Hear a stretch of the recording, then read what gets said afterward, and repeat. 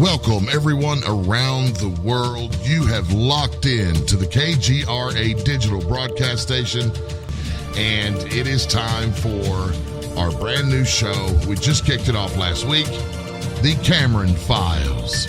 Tonight, very special guest, Stephen Bassett, joins the program, and we're going to find out what's been going on with Stephen. I can't wait to get to it. Grant, how are things up in the Great White North? Just fine, Ray Hobbs. Thanks for hosting me again, and an exciting guest we have tonight, the man for disclosure.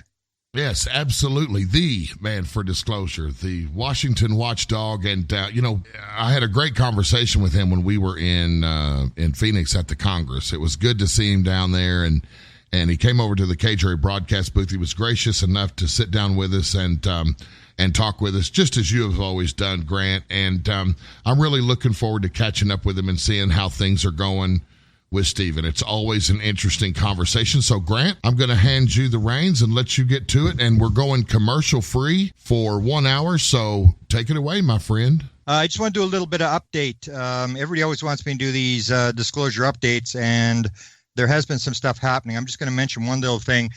Both Steve and I will be at the conference in Vancouver, the Architects of the New Paradigm Conference, and I will mention a little more detail, but I just want to do a little update. A lot of people in the UFO community sort of think there's the good guys, that's us, and then there's these bad guys who are trying to shut everything down.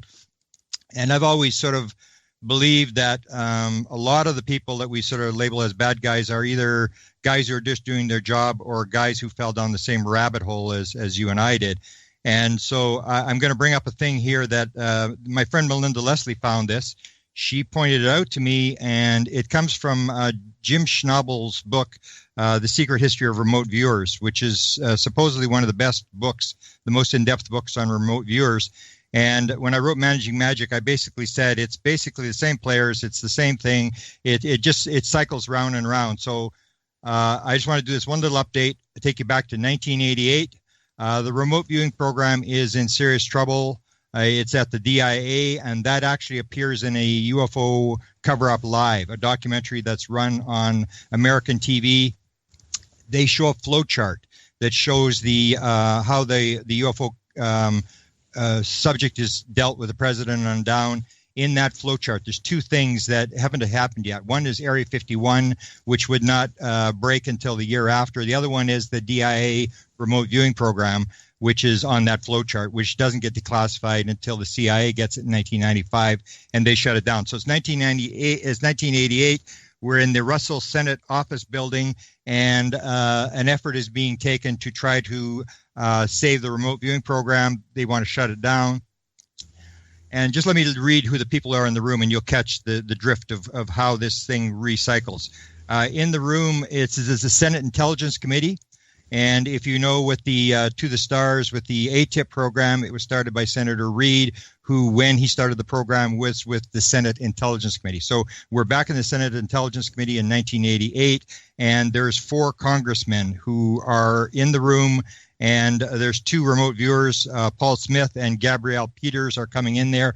They're going to do a demonstration to try to convince these guys they need more money. And also in the room is a guy by the name of Dick D'Amato.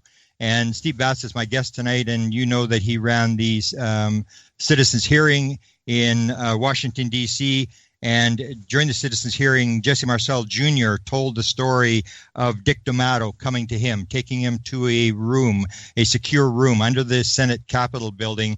And the book Majestic, written by Whitley Strieber, was on the counter and on the table. And this is a book about Majestic 12 and the Roswell crash. And Dick D'Amato taps the book, and he says, I just want to let you know, this is not fiction. This is for real. And Jesse says, so when are you going to disclose what's going on? And he said, for up to me, I would have done it yesterday. It's not up to me. I'm just here to determine how much the security for the program is costing. So Dick D'Amato is in the room. He's representing Senator Byrd at this meeting, this 1988 meeting to recover trying to get money for the remote viewing program. Senator Byrd was the guy who sent Dick D'Amato the same guy that told Jesse Marcel the story, sent him to Area 51. When the Area 51 story broke in 1989, Senator Byrd on the Appropriations Committee, which hands out all the money for the U.S. government, had said to his colleagues, are we doing UFOs at Area 51? Are we back engineering? Is this Aurora? Is this all this stuff true? We're paying for this, and we need to know what's going on. And they send Dick D'Amato to Area 51. That's when Dick D'Amato comes back, tells Jesse Marcel, this thing's for real. There's this government, there's this unelected group that is running it. And there's actually a researcher who's actually now in contact with D'Amato. D'Amato's not saying much, but D'Amato calls it the unholy public sector, private sector partnership that's running this thing. So you have this guy in the room, Dick D'Amato. Then you have William Cohen. He's one of the 4 senators. William Cohen was top guy at the Senate Intelligence Committee. And what you will, if you recognize the name, you know that Stephen Greer told the story that when he was Secretary of Defense under Bill Clinton, he actually tried to track down the Cooper UFO landing film. The astronaut Cooper had given him information on this landing of a UFO at Edwards Air Force Base. He had tried to track it down without success. The other thing that you may realize is that Chris Mellon, who is on To the Stars, worked for Cohen as when he was on the Senate Intelligence Committee. He also worked for him when he was Secretary of Defense.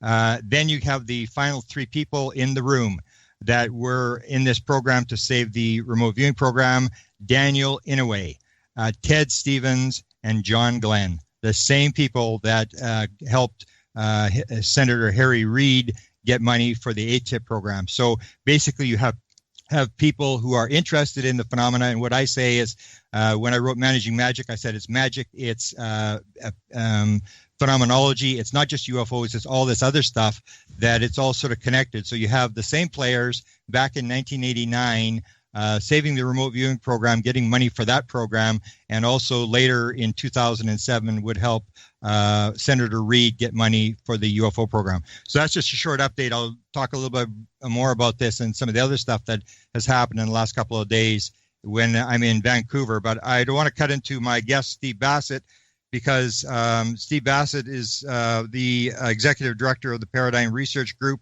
And the way I'll sort of cut the intro short, Steve was one of the first people when I put up presidentialufo.com to approach me, to support me, to say this is important work. When I found the Rockefeller Initiative documents, I really didn't actually see the significance of these documents. To me, they were just 1,000 pages of documents. It was actually Steve that convinced me that these were very important documents. And Steve, I've known him for a number of years.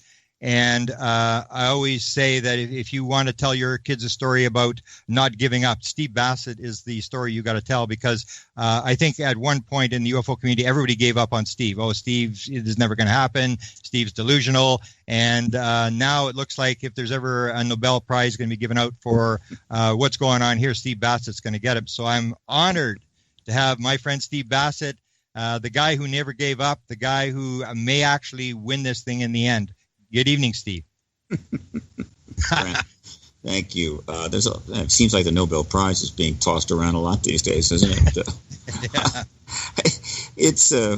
We have an interesting history, and as you know, it goes back now 19 years.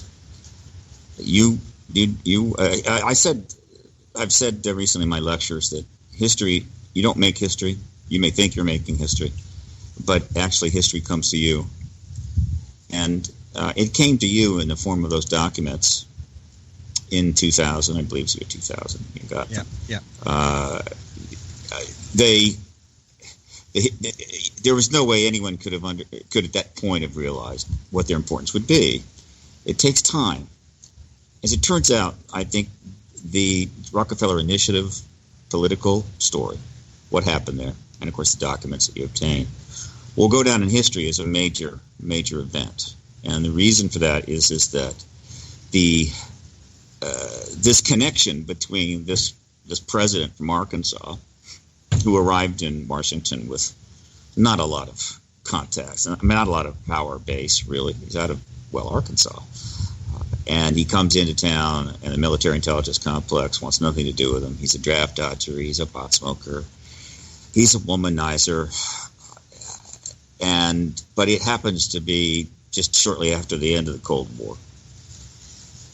And Lawrence Rockefeller, like many people, knew that the end of the Cold War marked the real first opportunity that the truth of this matter could come out. And he approached Clinton, would have approached H.W. Bush, as we know from witness testimony. And if Bush had won the election, in my view, Rockefeller would have showed up at his door.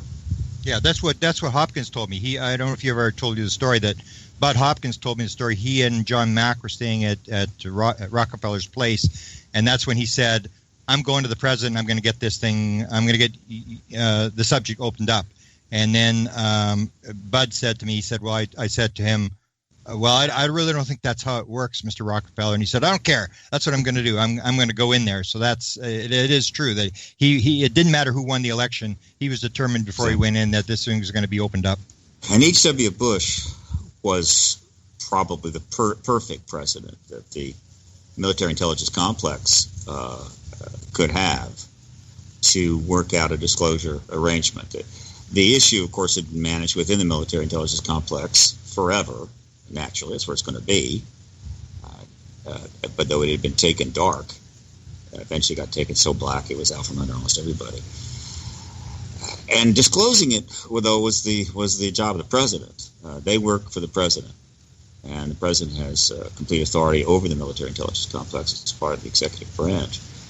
But there was this breach that had been developed. It developed since 1962, really. I think the breach between the White House and the MIC, military intelligence complex, starts with the Bay of Pigs and Kennedy's reaction to that and so forth, and just escalated over the next 50 years. But it's still a problem. It's not going to be an easy thing. Governing is not always easy. And H.W. Bush would have been perfect for the CIA and the DOD to work with. And I think Rockefeller, of course, would have showed up in a situation where they were probably thinking along those lines already. We would have got disclosure. But it didn't happen. History showed up at the Clinton's door, primarily because of Ross Perot, the first billionaire to turn up and begin what we call the billionaire era of American politics, where you just can't get elected unless you got a billionaire. Back then, it was you can't get elected. The only way you could be a third-party candidate with any chance, and he actually outpolled Clinton and Bush for a while, is to be able to fund your own campaign. The billionaire doesn't need anybody else's money and so forth. This is before the campaign finance rules changed, where not only can you be a billionaire and pay for your own campaign, but other billionaires will put huge sums of money into 501c4s and super PACs and what have you to help you along. And so billionaire politics virtually became the standard modality. But this was very early. This is Ross Perot. He got enough votes to get Clinton elected.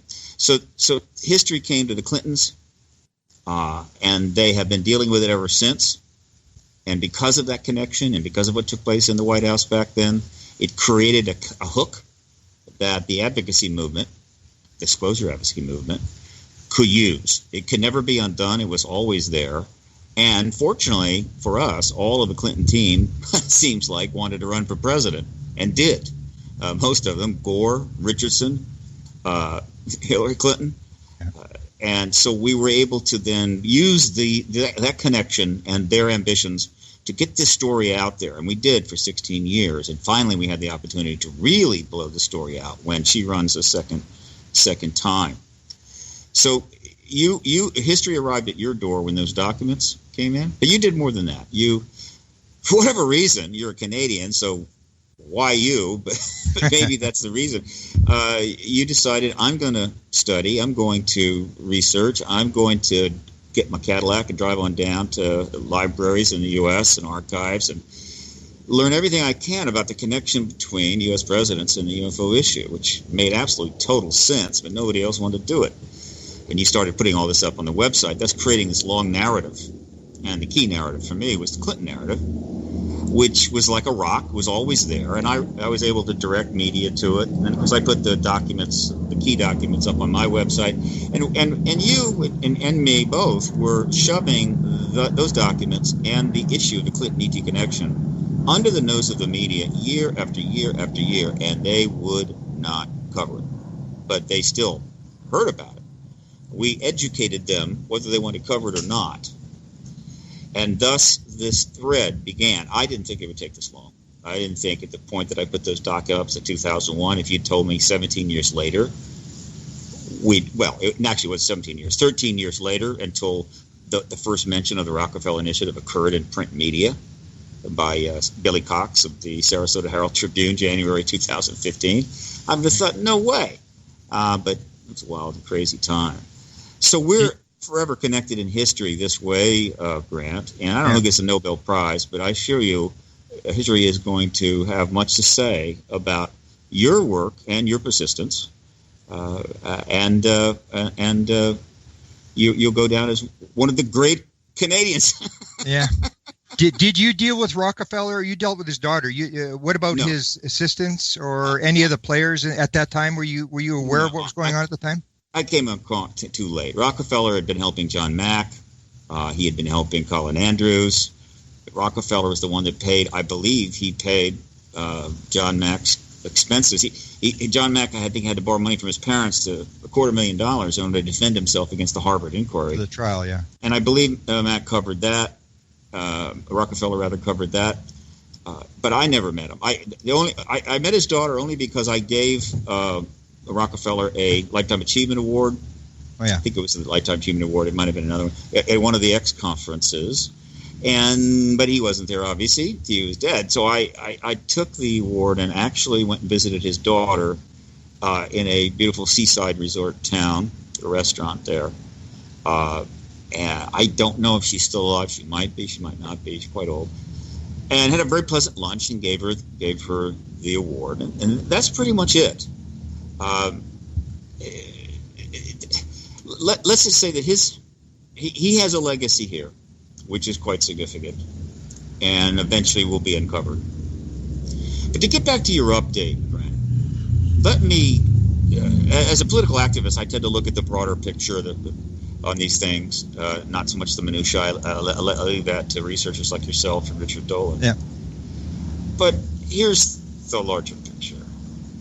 The truth embargo is real. There was a policy started back in the late 40s, early 50s, that this issue must remain classified and the interest in it must be controlled and contained.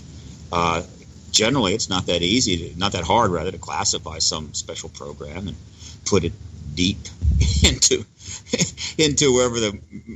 whatever rabbit hole the military intelligence complex has available, whether it's stealth airplanes or nuclear bomb technology or what have you. But this was different because the matter at hand that needed to be classified was flying all over the place at pretty much any time it wanted, when it wanted, and where it wanted. A real dilemma for the government. We don't want the public to know about this, and yet we can't stop this from happening. And what they did was brilliant. They created an intellectual ghetto for the issue. They embargoed and denied the truth of it. People were under classified orders. They were secret programs. I'm sure they intimidated some of the press early on, and were able to, amazingly enough, convince, or rather persuade, multiple institutions, the colleges and universities, education, the top media, particularly television, and politicians. Let me ask you, the politicians, you were on the Hill. Did senators and congressmen go along with this? You dealt with them for years. What did they say? It's not that I dealt with senators and congressmen. I talked to staffers and so forth. But I didn't need to talk to them to know that they did. This is what people need to understand. Going all the way back to 1947, there have been plenty of people on Capitol Hill, actually members of the Senate or the House, or staff members, staffers to them, plenty of people in the military, not just directly involved in the ET issue, but in the military or DOD and at CIA and everywhere else that knew full well there's an extraterrestrial presence, and also at NASA. People say, well, how do you know that? The evidence is pretty obvious. They knew it, but that didn't mean they were going to act on it. They understood this was embargoed, and that they simply could not talk publicly about it. And there were patriotic reasons for this. There were legal strictures on them. And could you just a moment? Yes, just go right through there, and she'll answer your questions. I think just knock and go on in. Thank you. Forgive me. I'm here at the pool, and some other people have joined us. There you go. Look. This was a major national security issue, and the Cold War and the nuclear arms race, which threatened the very existence of the human race, was pretty important, serious stuff. And if the military intelligence complex of any nation felt that something needed to be managed in the interest of protecting the nation from bad outcomes, they were going to do it, and they had full license to do it, and they had massive funding to do it. And then he did. They embargoed this issue, but I do not think that those that initiated this embargo, going back to, say, the early 1950s, could have imagined that, hopefully, we weren't going to have a nuclear war, which is kind of nice, but that we would have a 44-year Cold War of mutual assured destruction, in which scores of thousands of nuclear weapons of extraordinary power were going to be built, weapons that would also include air bombs, missiles, located on submarines off the coast, right off the coast of nations where descent and destruction was seconds away. I don't think they could have imagined that. And so the embargo that they placed on the ET issue for national security reasons was 44 years old at the point that the Cold War ends. And so it was almost fully institutionalized. You didn't need to send out emails reminding people you can't say anything, you can't do anything. No. So this has been an extraordinarily odd thing that's happened, and the cognizant dissonance within the government has been profound, I'm quite sure. And so you've got people all along, and plenty more we don't know about, Grant. So you've got your D'Amatos, and you've got the other senator that was involved in this, name escapes me right now, it'll come to me in a second, and admirals and generals and what have you that knew about this, and at one point or another may have engaged this. So why does Reed break rank then? Well, how does it change? Something major has happened. Something really profound has happened. And I think I know what it is, and I'm giving my lectures on this. I've got a couple coming up, including the Architects of the New Paradigm, June 30th in Vancouver. Architects of the New Paradigm, just put that in Google and you can find it, or ANP conference and you can find it. It's also on my website. What happened, Grant, is this, and again, goes back to the Clintons. The military intelligence complex has been in a tough spot. It can't disclose this issue. It can't act on its own independently, certainly not violating any rules. Meanwhile, the politicians decide what's going to happen, particularly the president, if they know. Or if they don't know, nothing happens. And this has been the way it's been for 70 years, but major things have happened in the last few years which changed that. First of all, the awareness of the issue is just huge. The amount of evidence has piled up higher and higher and higher. The press has covered it, thousands of articles. And so the fundamental basis of the truth embargo is eroded away. It's like you're trying to keep something from people they already know is real. The only thing is they can't do anything about it because you've got the stricture on it. But it really starts to change after 2001 with actions of other countries, France, the Cometa report, and a lot of advocacy work and a lot of success there. But again, it comes back to the Clintons. They engaged the issue from 93 to 96, and Bill Clinton had a chance to be the disclosure president. That was denied him. He was stonewalled. He was told to go pound sand. Ultimately, though, he did demand the Air Force at least look into Roswell, which the Air Force wanted to do, Sheila Widnall, because they had a problem. The Air Force was having to deal with the Corso book that came out in the early 90s. The day after Roswell, they had to deal with Stephen Schiff, who was asking for records because he was a New Mexico congressman. And they had a huge 50th anniversary coming up in New Mexico, in Roswell, where maybe 200,000 people, some thought, were going to show up. And this whole thing was coming to life in a big way. And so Sheila Woodnall says, yes, we'll look into this, Bill. And they spent $20 million on a reinvestigation of Roswell, came up with a report called Roswell Case Closed, and announced it to the public at a press conference in 1997, led by Colonel John Haynes, where they amazingly enough said, no, it wasn't the balloon we first said it was. It was another balloon. It's a mobile balloon, secret program to detect explosions in the Soviet Union. Why did you need to do that? We've had other ways to detect that for years. Didn't say. And there were and all this talk about bodies. In fact, it was crash test dummies. The Air Force dropped in 52 time-traveling crash test dummies that people thought they saw in 1947. And these crash test dummies were like 6 feet tall, looked like Ken dolls, as opposed to 4.5-foot aliens with big eyes. Everybody was laughing. It was a joke. Including Marie Dowd, right? Maureen Dowd was there. She wrote a column just shortly after it saying it was all baloney, which is kind of important because that turns up later. So it's a fiasco. I've said many times, Grant, that the truth embargo, one way or another, has made fools of us all, and that includes Sheila Woodnall. And she didn't deserve that. She was a brilliant woman, 3 degrees from MIT, first woman to head a major military service. In this case, it was the Air Force.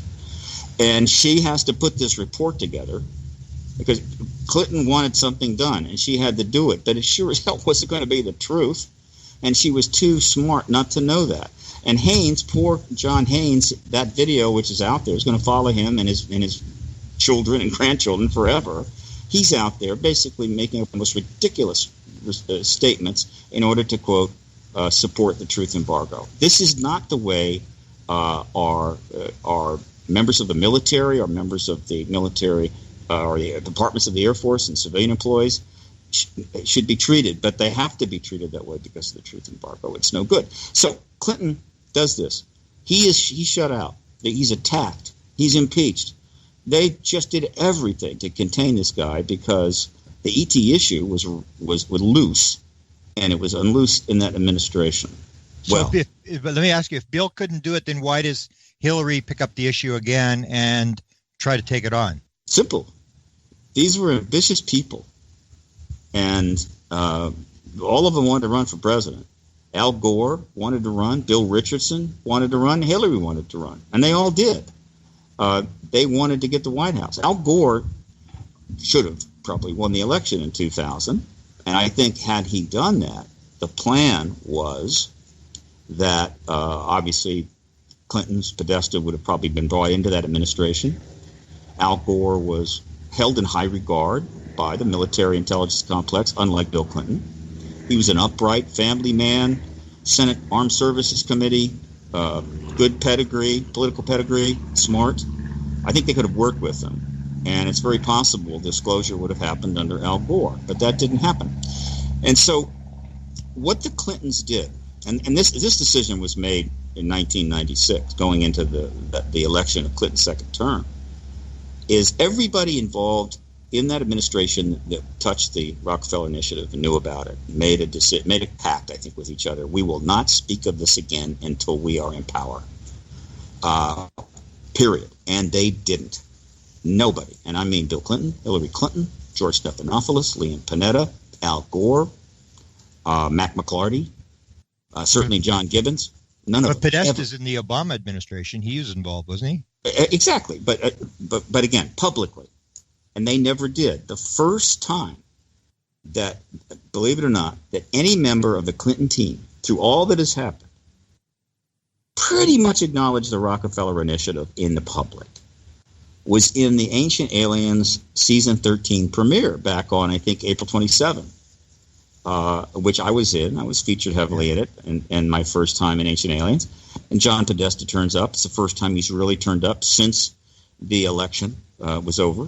And, so what does he say for people that didn't watch it?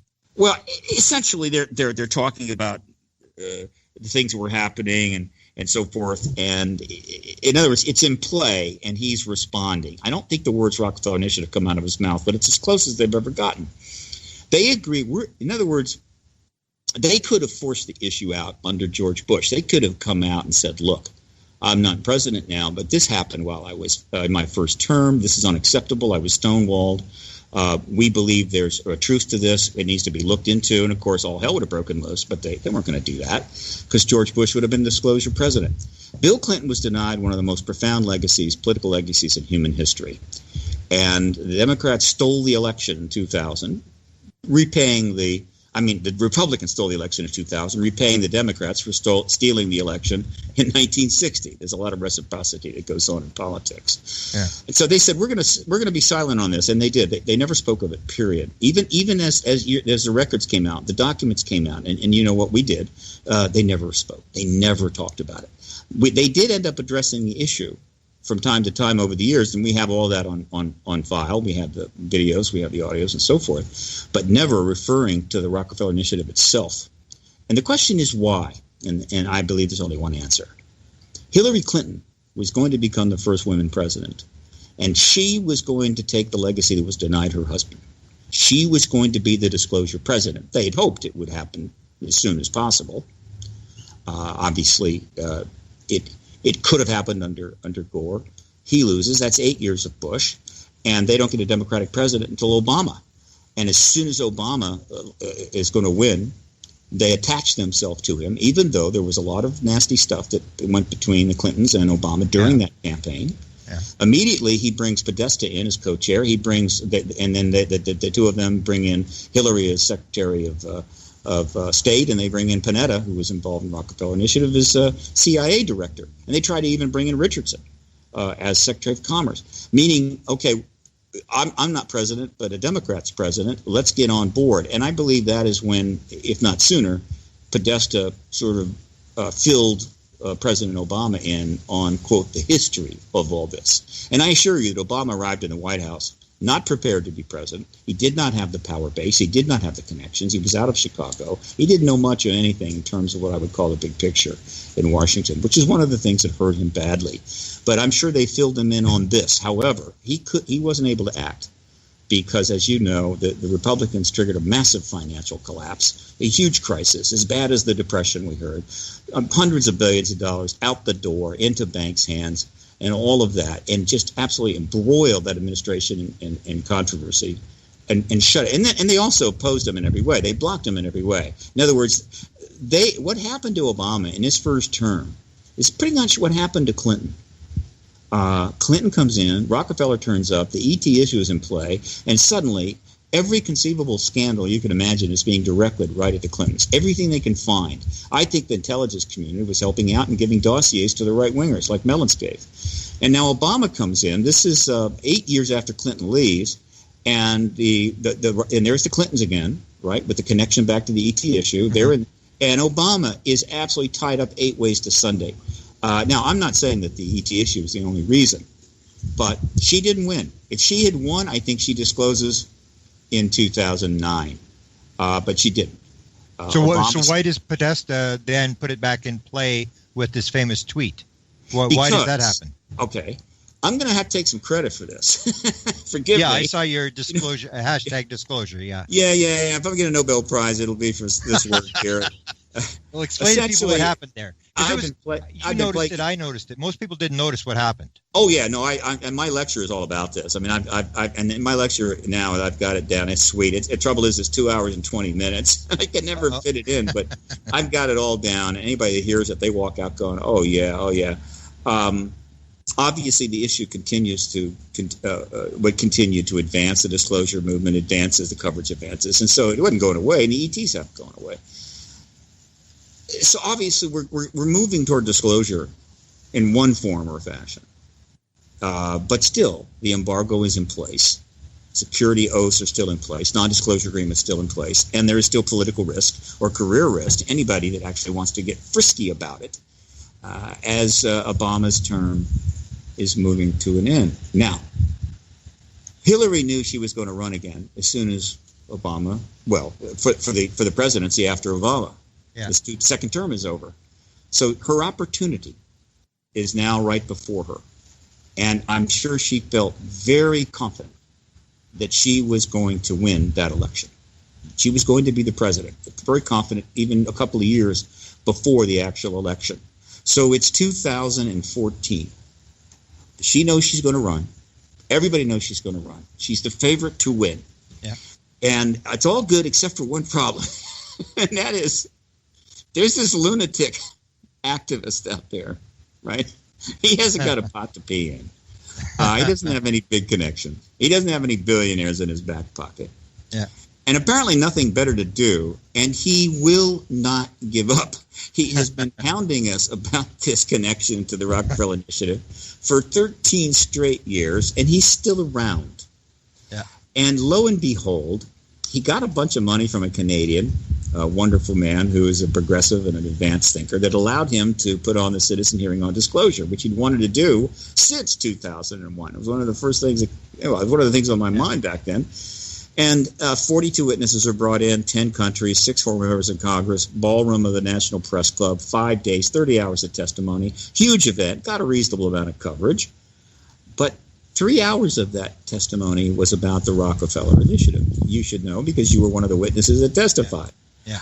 And we filmed it, put it on DVDs. We also live streamed it so people could see it on the Hill in newsrooms that didn't have the courage to come down to the National Press Club.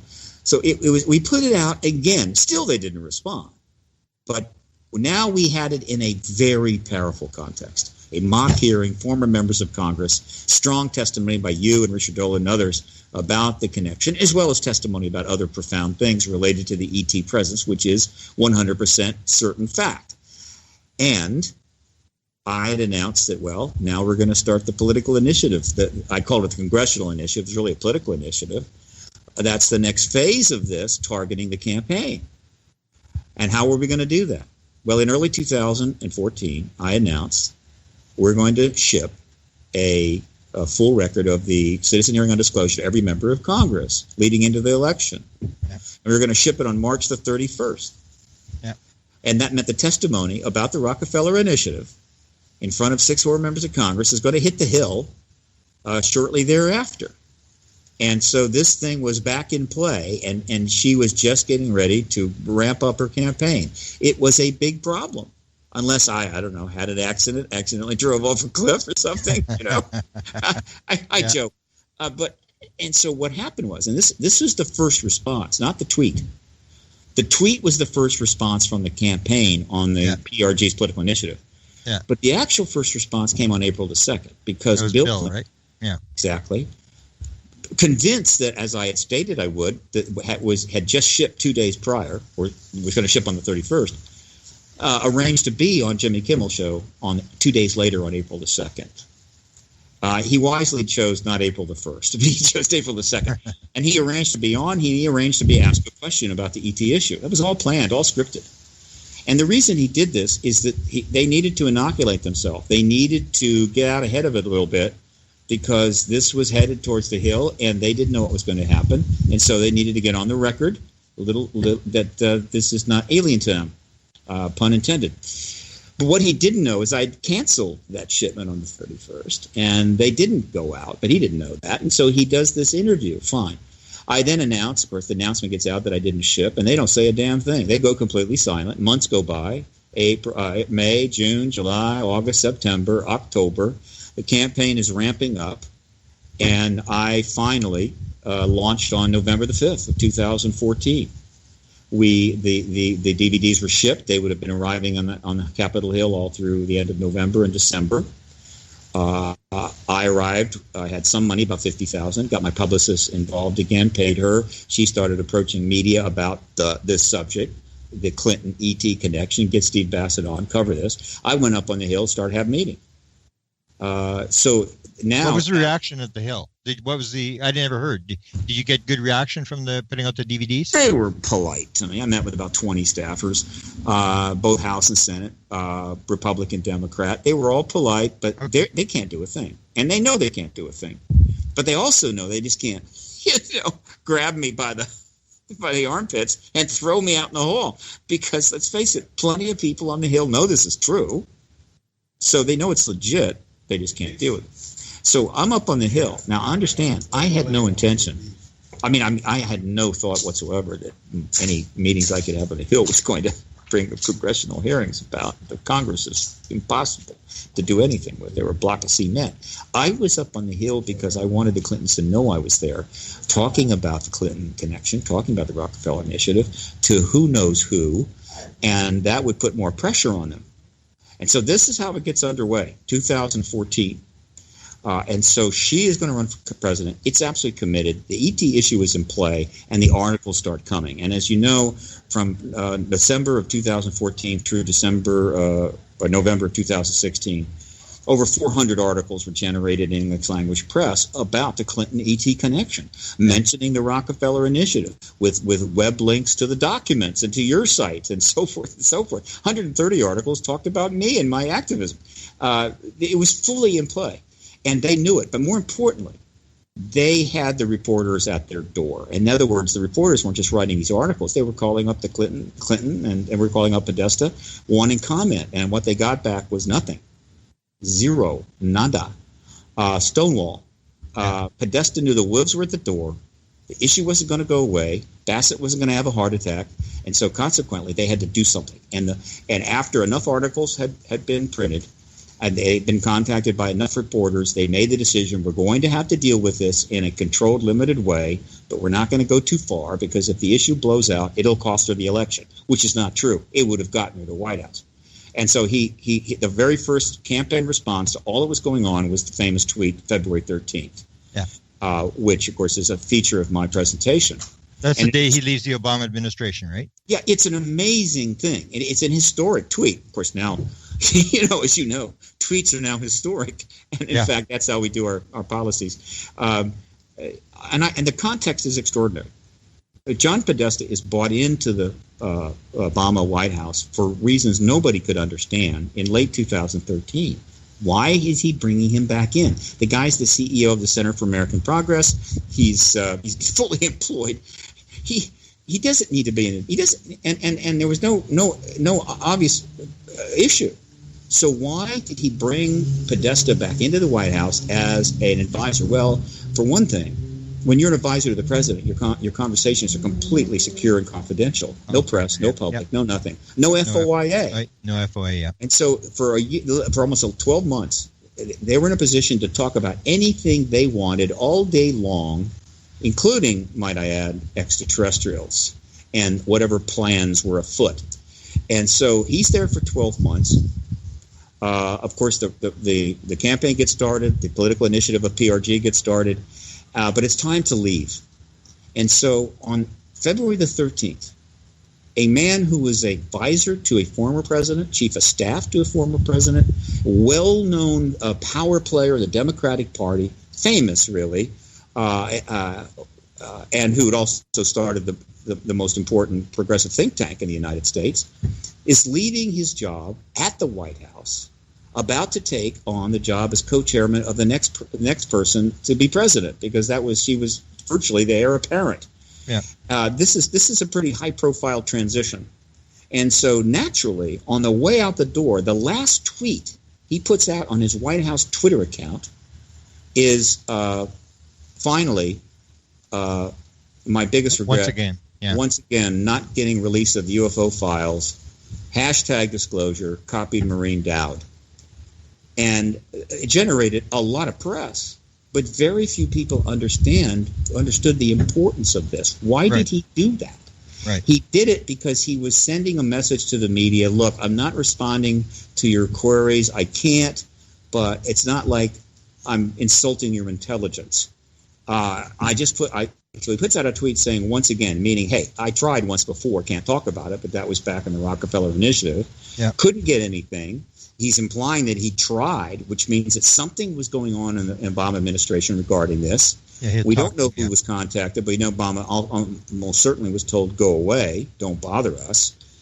And #disclosure was the hashtag that my congressional hearing and political initiative campaign was using in the Twitter storm we launched in 2014, early 2015. 2.5 million tweets rained down on all the key members of Congress, the key committee members, as well as the political media. 2.5 million tweets, and most of them had #disclosure. So he uses our hashtag in that response and copies Maureen Dowd. Nobody knew why he did that. That's because she's the one that she wrote that column in '97 saying that the Roswell explanation given at the Pentagon that day was total nonsense. Yeah, that's and right. So something is afoot.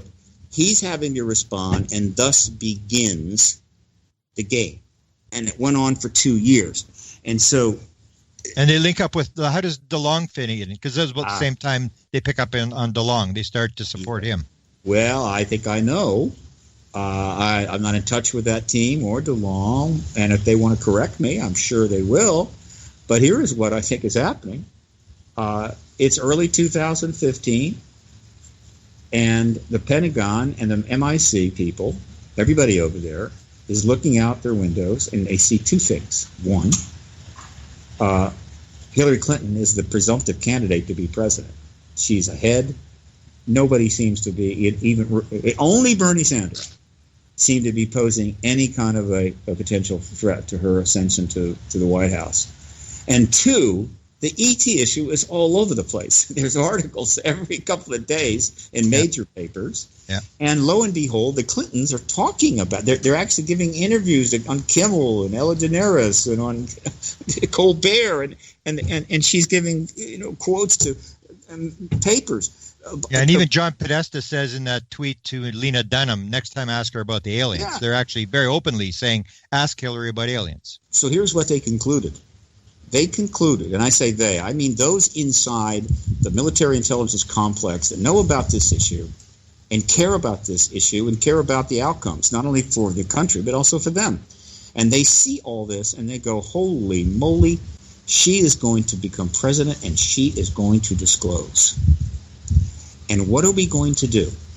If we stand pat and continue the same old status, we know nothing, we see nothing, we hear nothing. Yeah. She's going to disclose, and we're going to be the villains. We're going to take the grief and the hits. The politicians are going to throw us under the bus. And so they're going, we need to get ahead of this issue.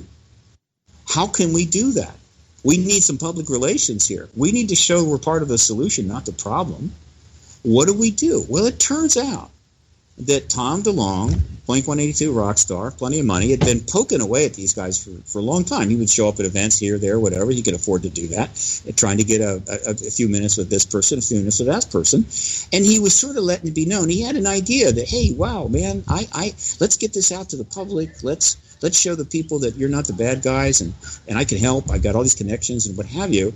And he was not getting anywhere until one day he knocked on a door and it opened. And they said, Tom, come on in, bro. Let's talk. And that's the moment that history arrived at Tom DeLonge's door. Because this group also figured something else out. If whatever move they made, if it was led by or managed by or directed by one of their own, an insider, that's right, the public was going to be extremely distrustful. The intensity of distrust on this issue was extraordinary. They needed somebody neutral, somebody likable, and they're going, why not Tom DeLonge? And so throughout 2015, when he's having the meetings at the Pentagon, having the meetings at the DOD, NASA, Skunk Works, all these people are starting to talk to him, and they're formulating the project all through that 2015, and the articles continue to pour out. Clinton's turn up on Kimmel and all this stuff. So it's all just feeding nicely all through 2015. We go into 2016. The articles are still happening. And in March, they made the announcement. I say they made the announcement. Tom DeLonge finally goes public. Rumors had been about, but in terms of the public, he goes public. He gives an interview on Coast to Coast Georgia Now, and he says, I've been meeting with these people in the Pentagon. We want to get some information out. We want to let the public know as much as possible. We're going to do books and documentaries and film and all this stuff, and it's multimedia. And I'm doing this, and I got a 10-person advisory team in the Pentagon behind me, providing the information. And I said, "This is ridiculous." I'm listening to this, going, "Are you kidding me?" Did you believe him at that time? I mean, this way, I don't like to just dismiss anything out of hand, and clearly he was making a bold move, and I couldn't imagine he was making it up, but still, I'm saying, I can't believe this is happening. But he said the first book will be Secret Machines, and okay, fine. Well, a month later, Secret Machines was published, and that's when I knew this is real. And so what was going on, without going at length, is that the military intelligence complex committed that they are going to become part of the solution. They came up with a project. It was let out in the public on March 27th, 2016. Clinton was going to win, and they were probably going to formally launch the project after her election, meaning in the transition period. They weren't going to wait until she was in the White House because, well, she might move really quickly. Boom, she's in, and the next thing you know, disclosure's happening. And their whole plan was to get ahead of it. So, but they knew it wasn't going to happen during the transition, because if things blew out in the transition, Obama was going to be the disclosure president, and she didn't wait 16 years for that. And so they would announce probably right at the transition, and then they would already be on board, out in front, and then Clinton would have their support. It would all be wonderful, except things didn't quite turn out that way. Two things happened, Grant, that were critical. One, WikiLeaks released all of Podesta's emails. Yeah, exactly. As part of a plan to bring her down. And those emails were filled with Tom DeLonge. It confirmed and his right? engagement of Obama. And Clinton. I was in there as well. I'd put some emails in there. Yeah. This was not supposed to happen. It outed the program prematurely. It outed people that weren't supposed to be known. It was a problem for them. It certainly, I think, was disturbing. However, it was okay because she was going to win. Oh, she did win. And now they had a major problem. The barn, some horses were out of the barn. The cat was out of the bag. And you were kind of depressed. And I was, of course, in major depression, though I'm sure they didn't care about that. So what the hell do they do now? So that is why. So the Tom DeLonge thing and all that happened, I believe, was significantly connected to PRG's work. In other words, that's why you do what you do. You launch a political initiative. You don't know exactly how it's going to play out, but you know it's going to have impact on a lot of people, and you can't predict the outcome. But I think in this case, it helped to convince them that, my God, we need to act. We got a couple minutes left, so let me ask you. Tom is talking about now hearings to classified committees.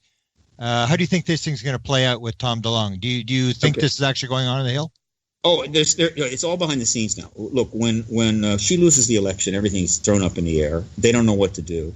It takes them 10 months to decide to go forward. They do finally launch in October 11th, 2017. I think one of the reasons they launched is some other stuff PRT was doing involving Putin. I was really making headway and getting the word out. Putin can do this, guys. I hope you know that. Anytime he wants to. And if you think Hillary doing it before you guys got out in front of it, you can't imagine what it's going to be like for you if Putin does it. So they go ahead and launch into the chaos, but they've slowed everything down, and they're more behind the scenes now. You haven't heard from them, but they're doing stuff, believe me. Of course, they did the New York Times articles December 16th. Then Mellon writes a piece in the Washington Post. But they've kind of stepped back. However, they are working behind the scenes. DeLonge put out a Facebook message saying they're talking to big-time people in Hollywood about 2 movies, documentary. They're up on the Hill having private meetings about potential hearings and so forth. So but they're not public, right? Because we're in the public arena, it's a giant storm. It's a chaotic Force 5 hurricane. And they're not going to run into that. They're not going to fight that. But they're not going away. And the most recent thing is Hal Puthoff just made a presentation to the Society for Scientific Exploration and International Remote Viewing Association in Vegas. Were you there? And I wasn't there, but I have made a transcript of his presentation, which just went up on my blog, and I'm going to put up a post, update on it late tonight or tomorrow morning. Beautiful. And he says a lot of extraordinary things. He never talked publicly about this stuff. Well, he did. He went public about his UFO connection, the ET connection, and one of the things he said that was most profound was that, yes, we were able to release 3 gun camera footage, UAP intercepts. There are more coming, and hopefully they'll be released soon.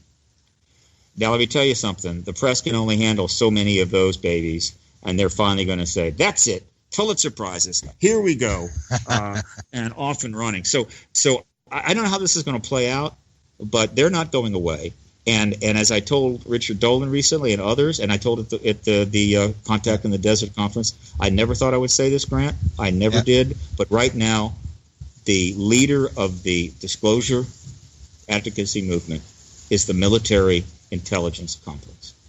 Wow. And how are you playing into this? What's your role right now? I'm in a race car right behind Tom DeLonge's race car, drafting his bumper, right? Just following it forward. But I'm supporting them. I'm doing a lot of conferences. I've got extensive lectures on the history of this, getting that out there. I'm going to be speaking at the Roswell Festival, as well as, of course, the Architects of the New Paradigm, June 30. Up in Vancouver. I hope all the Canadians show up. It's got an incredible group of people there. Very powerful day. Very powerful day. I've got a lecture in Barcelona, later this month, and more coming, I think. My job is to get the word out, support what they're doing, and explain to people what they're doing to minimize the misunderstanding and certainly assuage some of the paranoia, which is justifiable. I totally understand. But you also have a documentary, right? Well, there's a documentary that's on hold. There's too much going on right now. We can't get funding. There's just too much chaos. But it's still there. We have the film up at or the project up at disclosure.film. So there's plenty I can do to help this along, and certainly support what they're doing. But let's be clear: a significant segment, up to 40, 50 people inside the military intelligence complex, agreed and somehow got approval for 10 people tied to them. Yeah. Some retired directly into the program, all with long careers, to go out and create a public program to start bringing this issue forward. And as you listen to everything they say, I've listened to all the interviews. They are following the rules. They are not releasing classified documents. They're not breaking non-disclosure oaths. They're not saying the word extraterrestrial. Yep. But when you listen to it, here's what they're really saying, Grant. I'm not saying it's extraterrestrial, but it's extraterrestrial. Yeah. Okay, we'll leave it at that, Steve. And I appreciate your coming on, and we'll do this again shortly, because I'm sure there's much more about to break. Anytime, Grant, and good luck with your show. I hope it's going to be a lot of fun, and you're going to make a great contribution. Yeah, and you're a great guest. Thanks a lot. Alrighty. Okay, Race, take it away. Thank you, Grant. That concludes this edition of the Cameron Files for this week. Reach out to Grant by email at grant@kgraradio.com and visit his website at presidentialufo.com. For Grant Cameron, Associate Producer Desta Barnaby, tonight's very special guest, Stephen Bassett, I am Race Hobbs, thanking all of you for listening. Stay tuned for 3 hours of Jimmy Church, but first, L.A. Marzulia's broadcasting live from Israel tonight, Acceleration Radio. So don't go anywhere. Have a great night, everyone.